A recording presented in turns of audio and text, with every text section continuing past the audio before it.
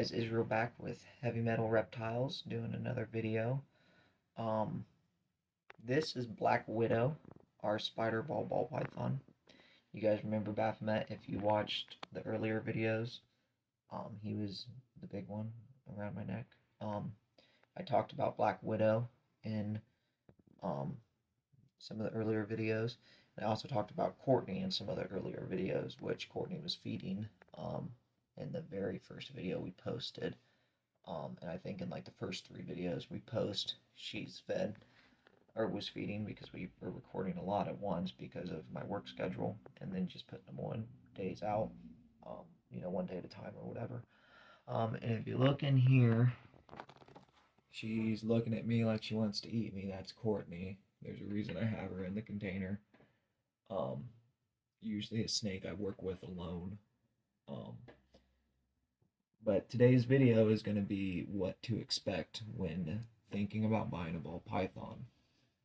I hear a lot of people say that they are great beginner animals, or reptiles, which is arguable. Personally, I would recommend something honestly more like a African egg-eating snake.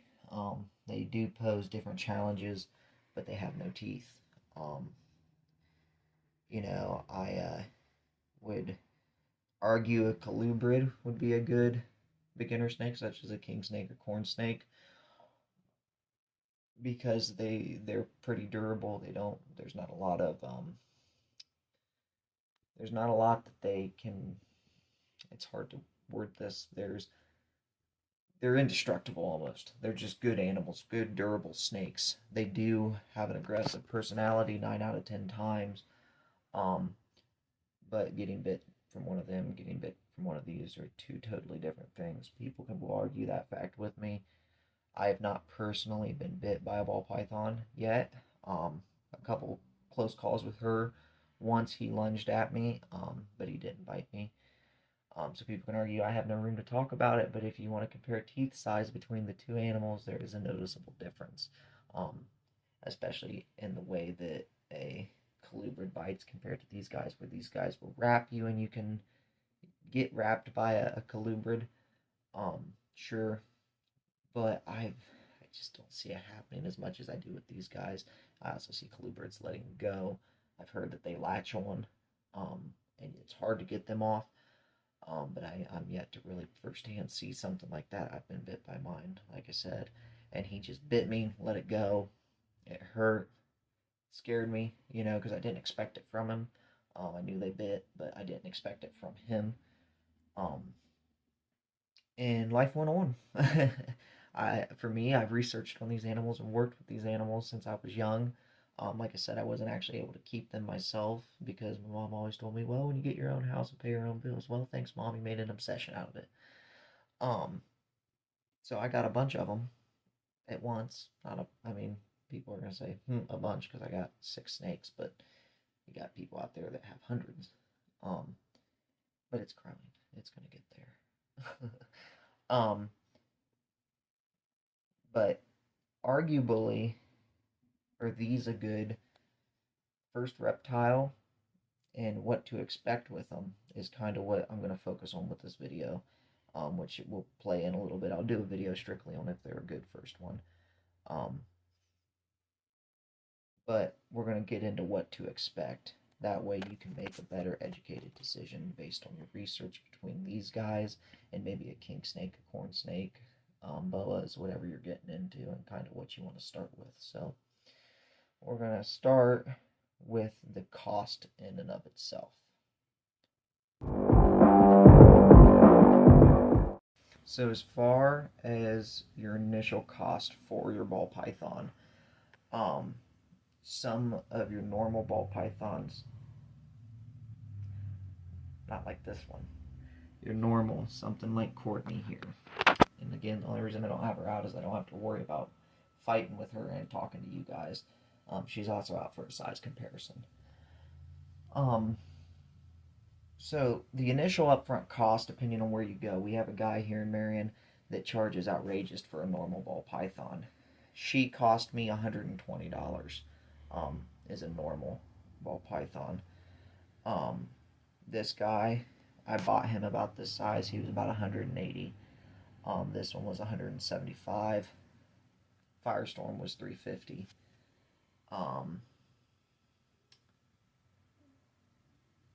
And my very first ball python was, I'm thinking 115, I think. And he was just a normal Perry, my Fireball Inchy. I think they had him priced, because I bought him, he was a PetSmart buy. I think they priced him at like 80 normally. No, it was 100 and some. He was a Fireball Inchy. Or he is a Fireball Inchy. I think they priced him at like 100 and some. But we got a sick deal. Got him for like 40 bucks, I think it was, on a Black Friday deal. And he's been a great snake, honestly. I don't like PetSmart and stuff, but I saw him and I couldn't pass him up, so I grabbed him up. And he's been a pretty good snake. He actually, which is something to expect with a ball python, he was the only snake I had eating frozen, which is what I wanted to feed when I started buying the snakes. He denied his first frozen mouse yesterday. Well, his first 3 frozen mice. I took him to my local pet store that I work pretty closely with as I'm growing and working towards breeding and things. We offered him a live mouse there in the store, and we didn't even have time. He launched out, took it. So now my boy's eating live along with everyone else. Which sucks, because I was going to use him to maybe show a feeding video, because he was eating on dead, but I don't want to show live feeding videos. I just don't feel like it represents us right. So, the cost, once you get to something like Baphomet, you can, but it's not really recommended to go ahead and buy a cage this size to hold a guy like this when you've got a ball python the size of Black Widow. So, each of these guys are in a different size enclosure. She's actually kept in a tub, just because that's what we went with for the time being. Everybody's going to get their own enclosures and things. Even for breeding, they're going to be in big enclosures. I don't want to do the tub systems. I don't have anything against tub systems. I just personally want to be able to show off my snakes, even my breeders. I love all my snakes. They're my pets, along with my breeding. I don't look at them as inventory. So for her setup, you're still talking the tub and everything, probably $200, give her $250, with her and everything included, temperature gauges and thermostat, everything, heating tape, all of it. Actually, we don't use heating tape for her now. We use the over-the-top heating source, the lamp. But for a guy like Baphomet here is what I went with, because he's going to be like your most expensive setup once they reach a bigger size, such as what he is now. Our tank, and these are all off of your normal pet store like we use Petco if we can't get to our local store. His tank roughly was like $100 is what their online was saying. I could have swore it was more than that. We got it on a deal, which I encourage everybody to look for deals, stuff online. I'm actually able to buy wholesale and put that stuff to use now, because a lot of the sites I look at, 6+ is a pallet wholesale. So I'm able to get my bedding and stuff that way now. And there are sites out there you can buy wholesale and not be an actual store. But his tank runs about $100 to, I've seen him, he's in a 40-gallon breeder, so I've seen him run from $100 to $200 depending on where you're shopping. His heating pad ran me about $30. His temperature controller, his thermostat, cost me $63. Substrate, I went off of a forest floor, big bag of forest floor. I use a mixture that's going to run you more than this, of cocoa husk and cocoa fiber. But the forest floor run you about $20 a bag, which I don't personally recommend because it doesn't hold humidity as well as, like I said, like a cocoa fiber, coconut husk type mixture. Hides, he has one hide in his, like I said. On the cool side, he'll burrow and things like that. If he's trying to hide, he's also got plenty of clutter in his cage to stay hidden and on his cool side. So, yeah, I only got one hide for him. But that ran me 15 bucks. Your clutter, I just threw out like $80, I think is what I got in clutter for his cage and his water bowl, which he has the extra large water bowl big enough for him to soak, and it sits in the corner of his enclosure. You're looking at 25 bucks for that. So you're talking a total of $333 on one. I would honestly say he's probably a semi-adult. I don't know what his age is. We've tried to guess, but I'm not for sure. But semi-adult female ball python, you're talking about $333, give or take. Like I said, you find your deals and other things, and don't you look at me like that, buddy. She's in blue, getting ready to shed, which is actually really cool for this video. It's kind of something that I can show you to look for and to expect, which is weird because we switched him to switched her to every other feedings, or every other week feeds, and she hasn't eaten in going on a week and a half now, I think, or a week, and she's just now going into blue. So waiting on that boot too. Like I said, about $330 or $333 on a full setup for something about his size or her size. Your feeding is something which is a reoccurring cost that you're talking. For him now is every other week. For this one, we're probably going to bump Black Widow here to twice a week for a minute, because she was underweight when we got her, and we're trying to kind of get her up to a more average weight. But Firestorm eats once a week, Perry eats once a week. She is now going to every other week. But still, if you're talking one snake, his size, we do a large to medium-ish mouse. Well, I just kind of walk in the pet store, because like I said, these guys and me work really well together, and I pick out what rat out of his stock I want for each snake. That can run you $5 to $20 depending on where you're going. And if you're going to Petco, don't tell them it's a feeder. You're going to have to pay some higher prices than what you would at your local store, but you can't tell them it's a feeder either, because they won't sell you if you're going to take it home and feed it to your snake. We have a girl at ours that we actually told one time, and she feeds live too to hers, so she didn't do anything, but you're not really supposed to sell as a chain. Those chain stores don't like to sell their mice and rats as feeders. But you're looking $5 to $20 a week to bi-weekly with that. And then, your electric bill goes up with your thermostats and things, and heating pads. It's going to be microscopic. You guys aren't going to really notice a difference with that, but it is a cost. And then vet bills. I explained in our last video we did. I don't know how my wife's going to upload these ones. But in the last video we just did, Lilith has an RI right now. We could end up having to take her to the vet. We're doing what we can at home right now, but we don't actually have a specialized reptile vet here. So all he's going to do is look in a book and write a prescription. That's kind of how it works. So our closest actual specialist is 2 hours. It's up in Michigan. We're in Ohio. So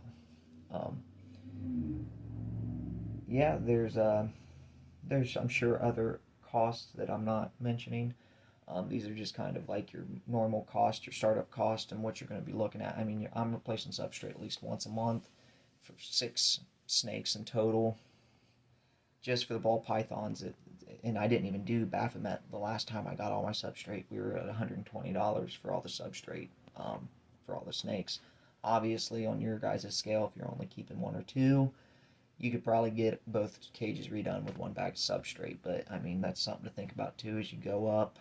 And you come up with a mixture you like of 2 different substrates. Now you got 2 different costs amongst multiple snakes or just 1 snake. Things to think about. But it does get into a kind of a costly situation, especially when you start talking people like Wicked Reptiles.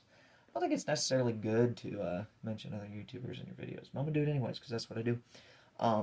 He's got over 100 snakes, I think. So if you can if he's still breeding, if you can just imagine about how much he's spending in substrate. I know he probably uses tub systems. Where are you going here, dude? Stay up on the table, goofball. He probably uses tub systems, so it's not as much substrate, but there's still a lot there with 100 snakes in tubs. So, We're going to go ahead and move on to time, the amount of time it takes to care for these guys.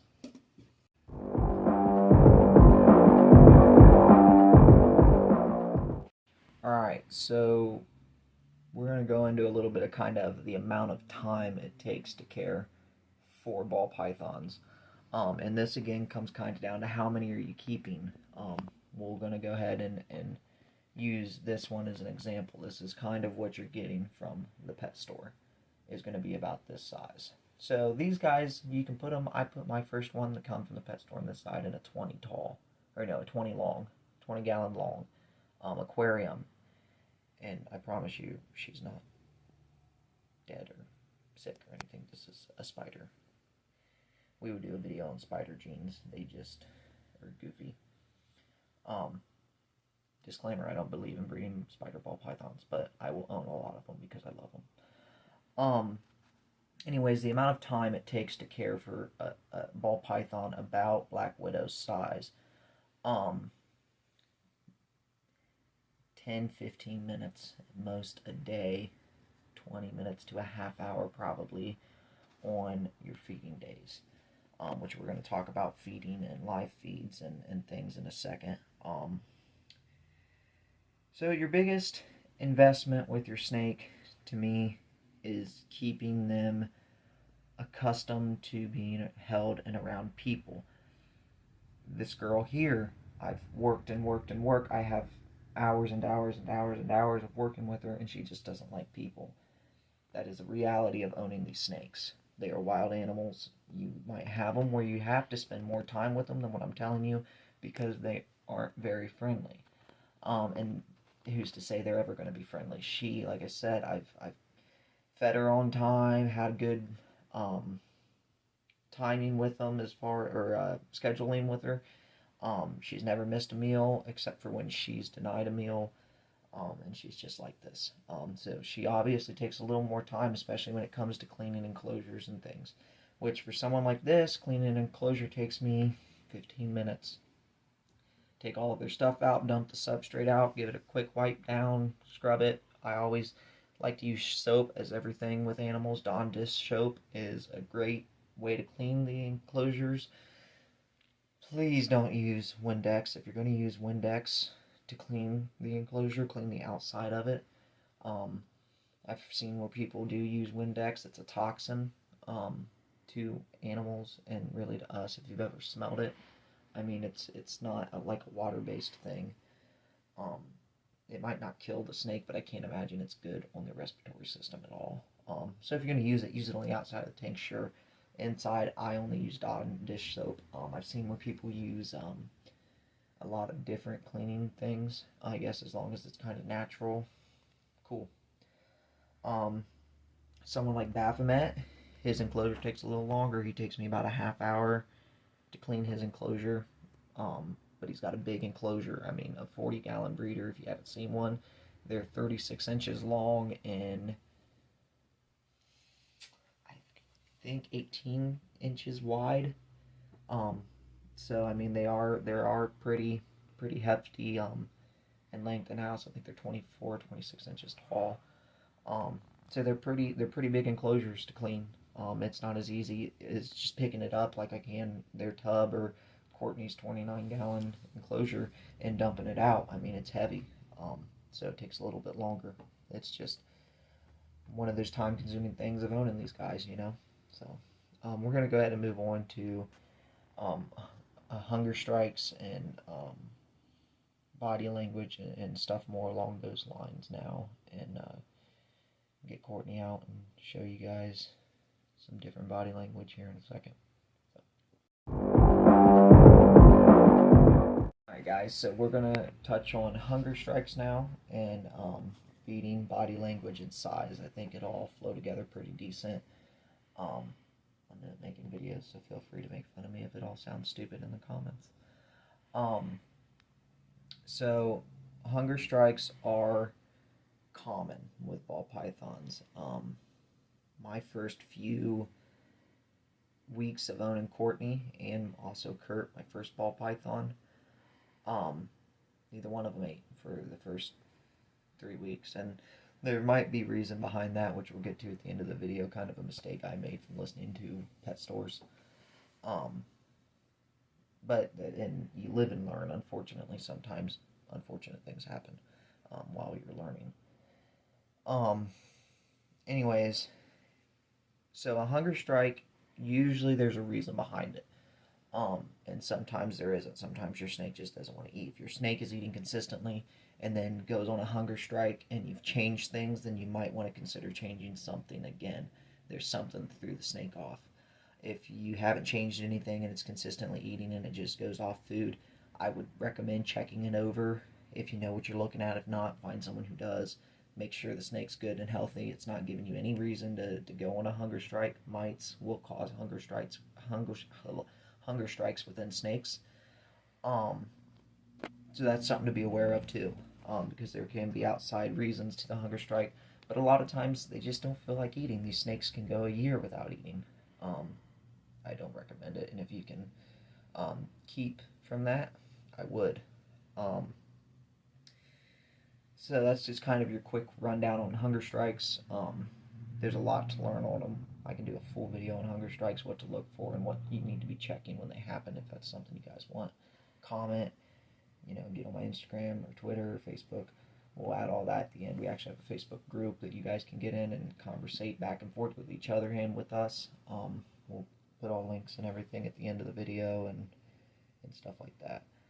Calm down, Baphomet.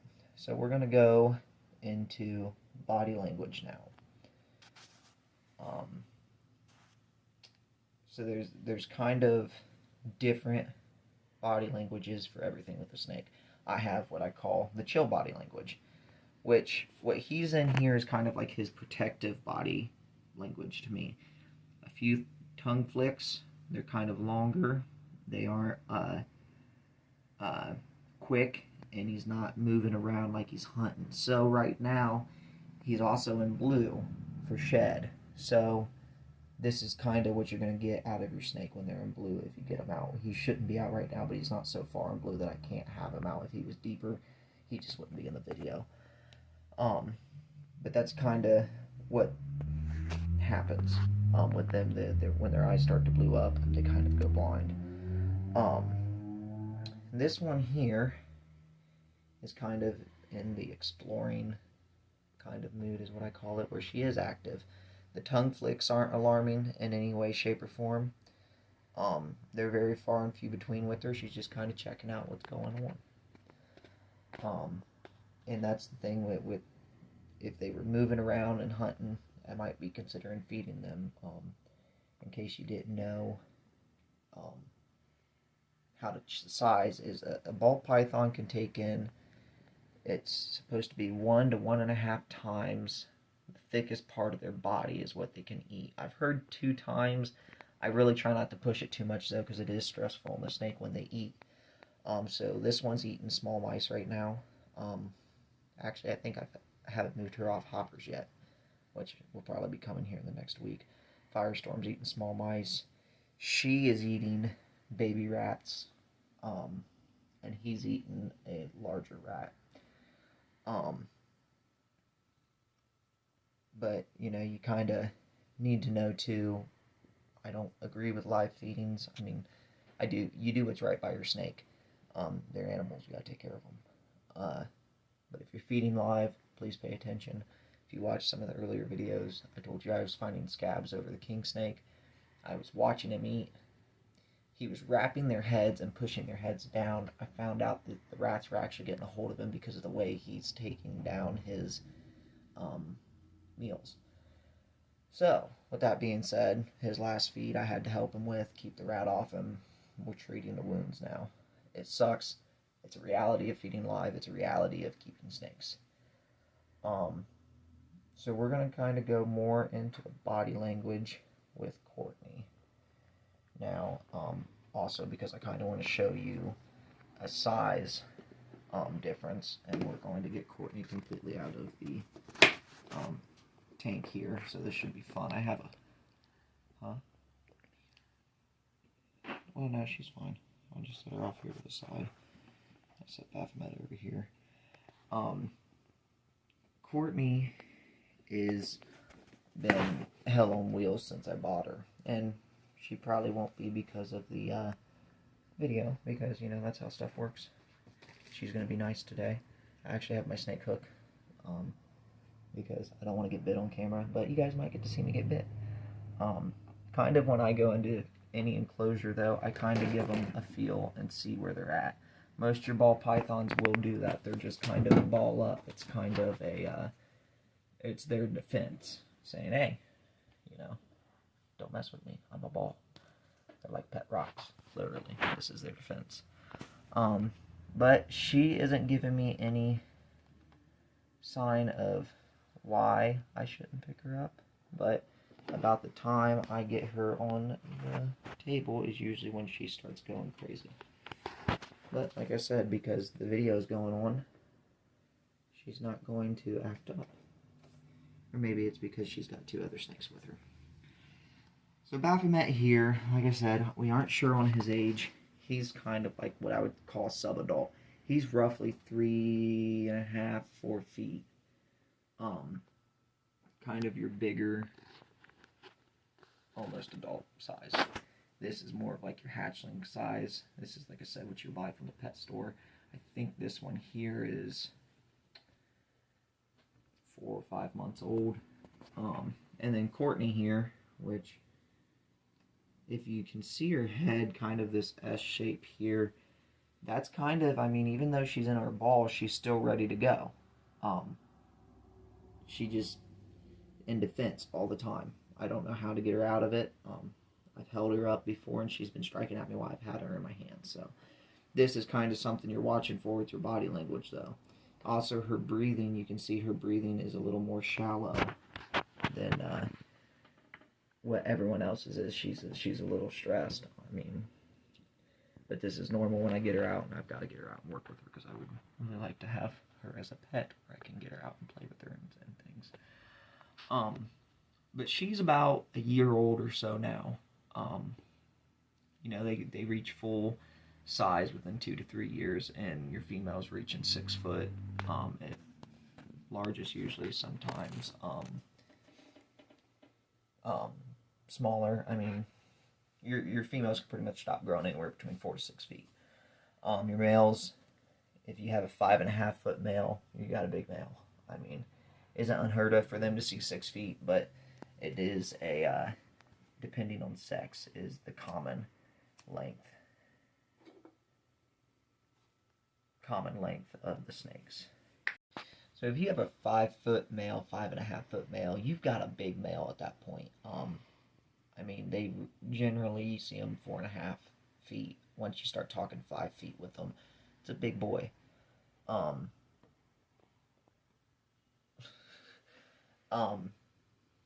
So I mean, it's something that I would take into consideration too when you're wondering what to expect with a ball python. I mean, the enclosures with the size of these guys does get kind of big and costly. Hides, the bigger they get. I mean, even if you're wanting boas, you got to think most your boa species, or depending on what you're, I mean, I'm a big red tail boa fan, and they're 8 foot, 9 foot long. You got to have a hide for them to get in that big, and you can always do cheating ways and things, you know, make a dog house, a snake house, you know. There's always things like that that you can do, but aesthetically, you want your wood or whatever, you're going to pay decent money for that for whatever reason. I don't understand. But we're going to go ahead and move on to the kind of like RIs, give you a quick rundown of why your temperatures and things are so important. Your husbandry, kind of already went over your cage cleaning. So I think we're going to go on to just RIs and your husbandry. And then we're going to talk about cohabbing and a mistake I made when I first started keeping snakes. And we're going to leave Courtney out and kind of see if she's going to give me any grief, so I can kind of try and show you guys what to look for as far as your snake being upset and if you're going to get struck at or whatever the case may be. Usually she's a firecracker, but she's being good because she's on camera. So.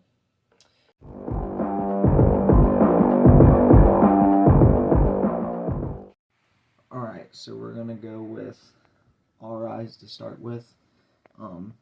So I explained in the last video, like I said, I don't know how my wife's going to upload these videos.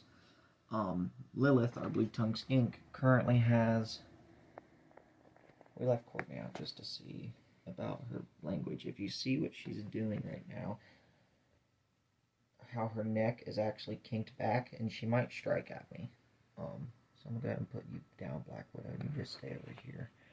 She will actually take a rattlesnake pose, almost, is what I call it, where she doubles up over herself in this S position. Like I said, I do have my snake hook, because the last thing I want is to get bit on camera and post it to YouTube, but these videos take so long, and they end up being way longer than I want them to be. I don't think you guys are going to watch a half-hour video. But this is kind of what I was talking about.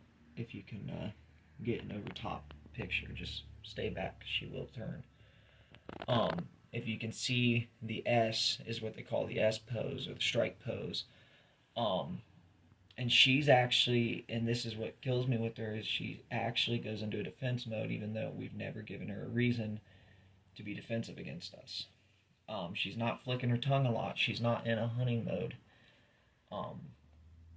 There's little tiny tongue flicks, but it's not the quick, long tongue flicks like she's hunting, which is how she does when she's doing her feeds for the week. There are ways to take care of animals like this. If you don't have a snake hook, most people will tell you that you don't need a snake hook, just get bit. Sure, I don't use my snake hook a lot unless I'm working in her cage and I can't really do some of the techniques in order to get her. I can pick her up the way she is. Maybe at the end of the video I will, to kind of show you how she reacts when she's like this. And while I'm sitting here talking to you, she might take some bites at me, try and get me.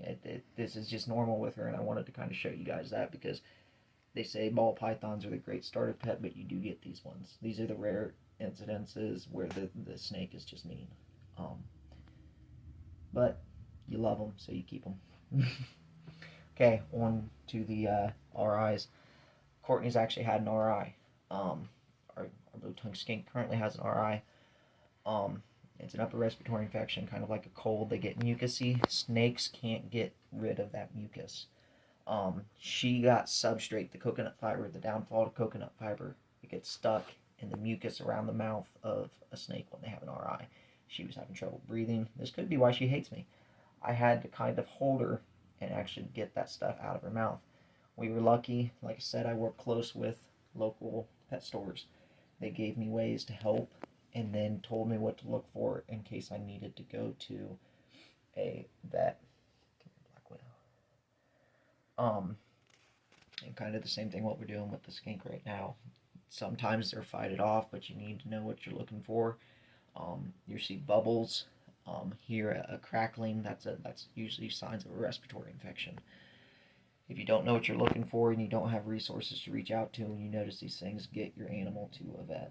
They can be deadly and it can kill your snake. If they do have it, don't worry if they do a hunger strike. It is possible that they do a hunger strike during an RI.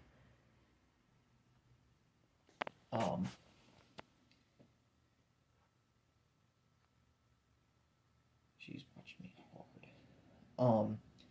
It is possible for them to do a hunger strike during an RI. Actually, it's not uncommon for that to happen. Don't freak out. Get it fixed as soon as possible. RIs are usually caused from temperatures in husbandry not being proper. Temperatures you should have online, and that's kind of what I base everything off of. And I also go off of, like I said, their natural environment. The warm side should be between 90 and 95 degrees Fahrenheit. The cool side should be between 70 and 80 degrees Fahrenheit. Humidity should be between 55 and 70%. I honestly don't know anybody who keeps that hot of a warm side with their ball pythons. That's just what they tell you online, so I'm giving you what they tell you online. I personally shoot between 80 to 90 degrees for the warm side. If you look at Courtney right now, she's going to strike at me. This is a full-on, I'm done, I don't want to be out, put me back type. And see, she's picking up her neck and head. This is the stuff I want you guys to see, because she usually will show me this in her cage before I get her out. If your snake is showing you this, prepare for a fight. And every snake's different. This is just the way she does it. When he struck at me the first time, I didn't get a warning. He was acting like Baphomet, and then he cocked back and took a bite at me. Now, she's more than likely going to strike at me, I would say. It's just a matter of when. It's probably going to be when I'm talking to you guys and not focusing on her, to be honest. If I get bit, I won't edit that out. Not because it's what I want you guys to see, but it's a reality. That's kind of what this video is for the person looking to buy a ball python that heard that they're the greatest pet in the world. Which they are. But you gotta know what you're getting. Anyways, I gave you guys the specs offline.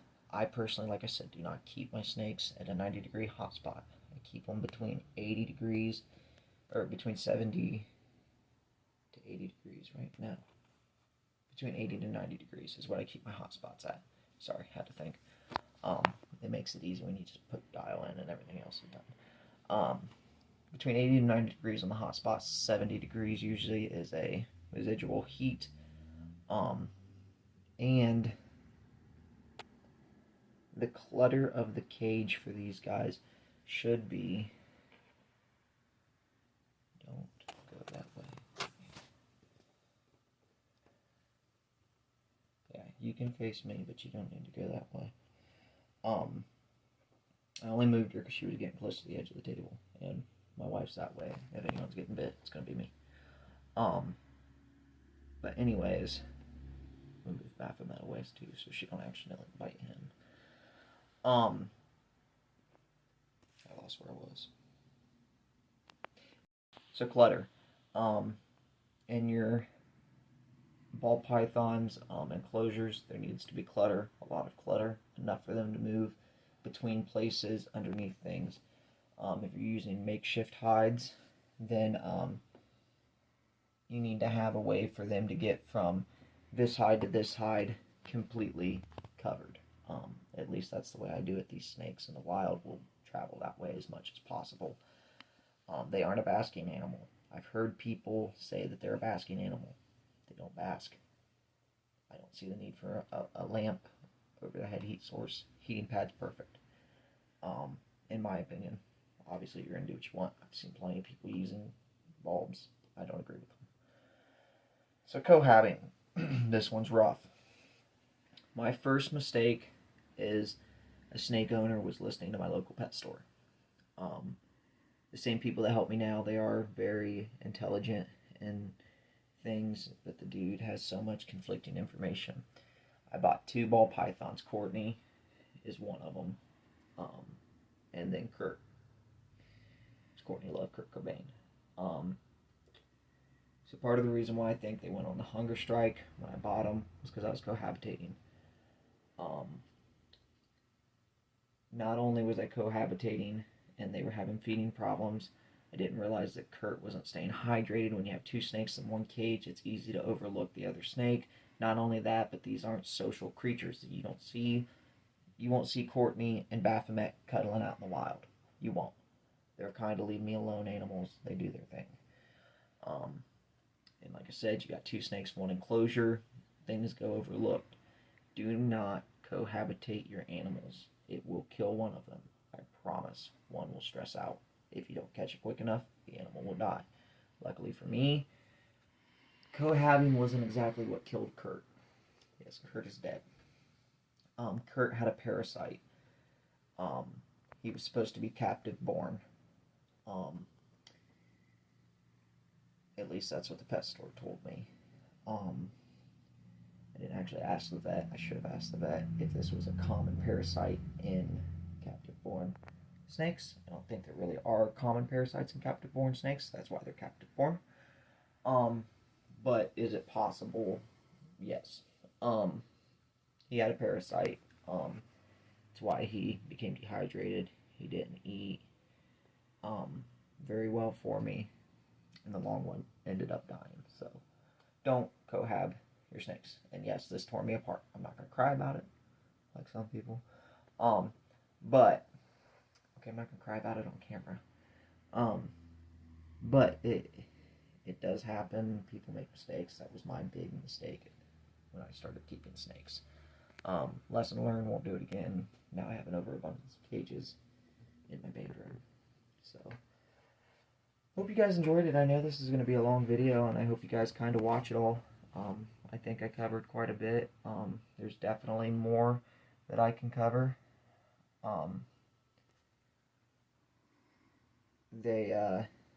If you guys got ideas and things, videos you want me to do with the snakes, with the leopard gecko, the blue-tongued skink, with the king snake, comment, let me know. I'm hoping to get a couple more animals here soon, maybe do like an unboxing thing. I enjoy unboxing videos, so it'd be kind of cool if I could do some myself. So, yeah, we'll see you in the next video.